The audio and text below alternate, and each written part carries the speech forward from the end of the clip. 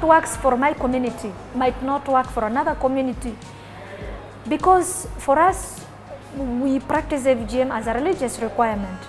For us, engaging the religious leaders will work for us. They have to delink FGM from religion. And for us, we value religion more than the culture. The way I'm dressed is religion, not culture. In my culture, we don't even cover head, we don't wear buibus and all that. We just wear a guntina, your hands are out. The way I have covered myself is purely religion. So if religion is that superior, we must engage the religious leaders for us to end FGM. For other communities, it's a rite of passage. So for them, they should do the alternative rite of passages. For another community, it's about culture. It's just a culture. It's not even a rite of passage. They value it like as a way of marriageability and all that. So you must also engage the men to understand why they should marry or accept and cut women as well. There is one thing I want to say about ending FGM. For me, I use also songs. Songs, why? Because songs are entertainment. They motivate people. When you go for an outreach and you have the song, they just come and dance to the song. When they're singing, the message is sinking inside them. So when I start speaking, there are already people who are motivated. They are not the way they came from their homes. Now it's like I've broken the silence. Now speaking to them, it will be much easier. When my daughter went to school, I wrote a poem for them.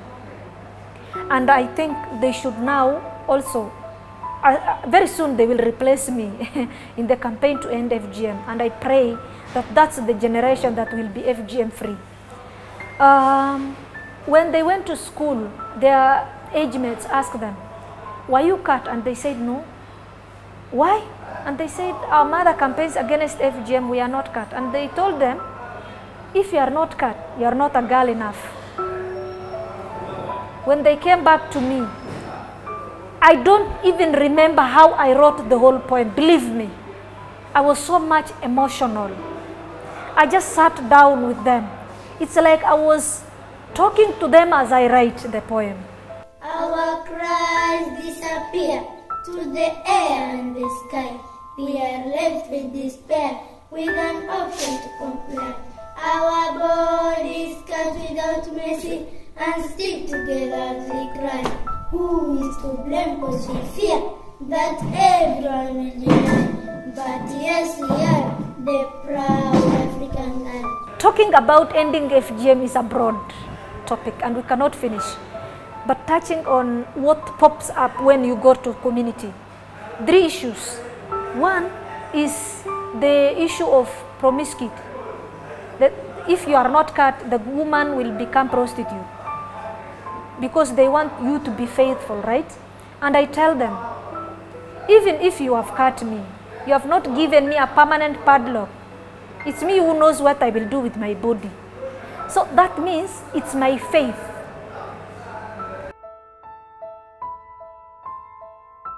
If I want to have my own, if I want to preserve my dignity, if I want to be a role model for my daughters and for other women, I will know how to control myself and how to take care of myself, not FGM. FGM is not a speed governor. FGM cannot be a control or a padlock. Wherever I go, I also bring men and I talk to them and I explained exactly what we go through. They were shocked. Is this true?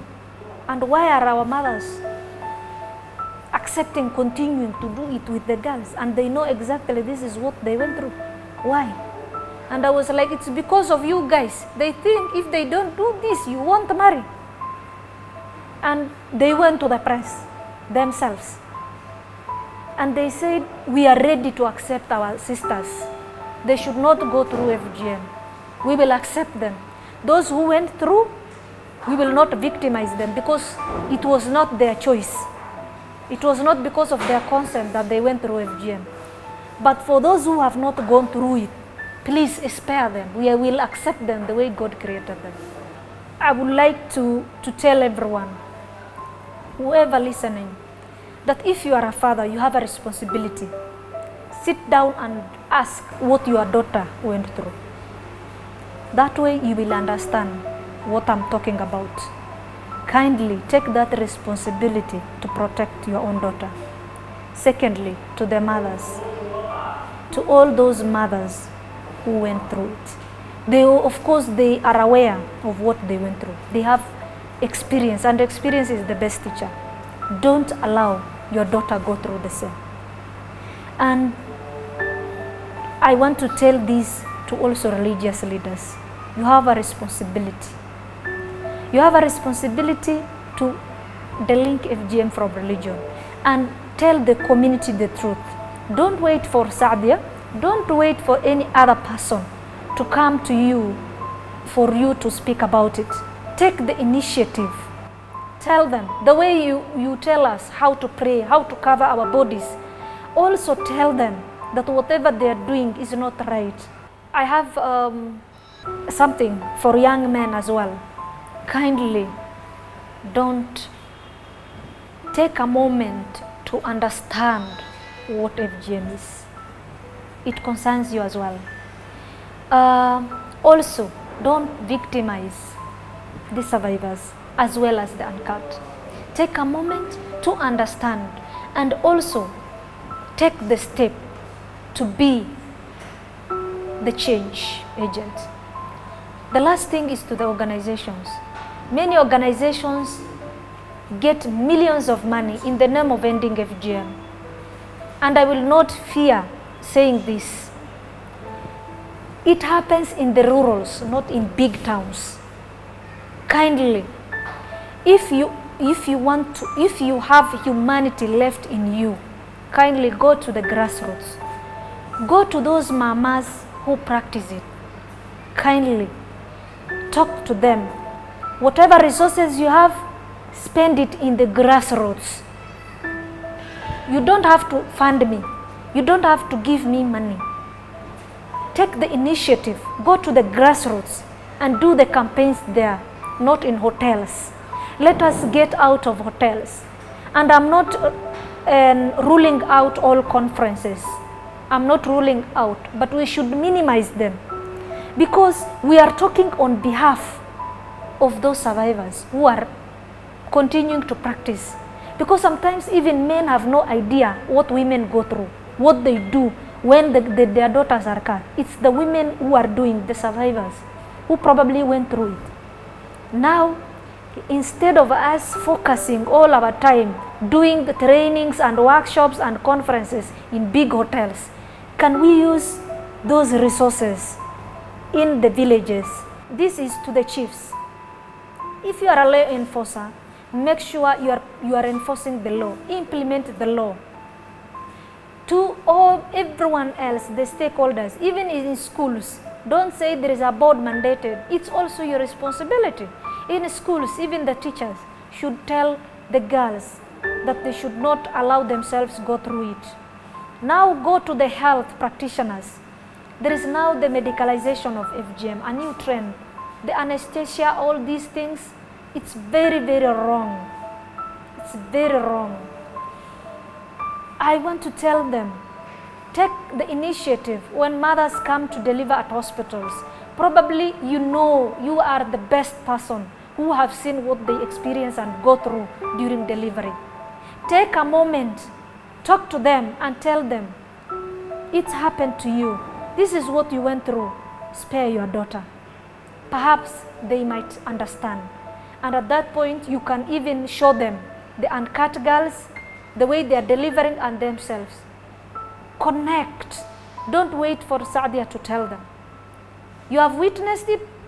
Take that moment and talk to them.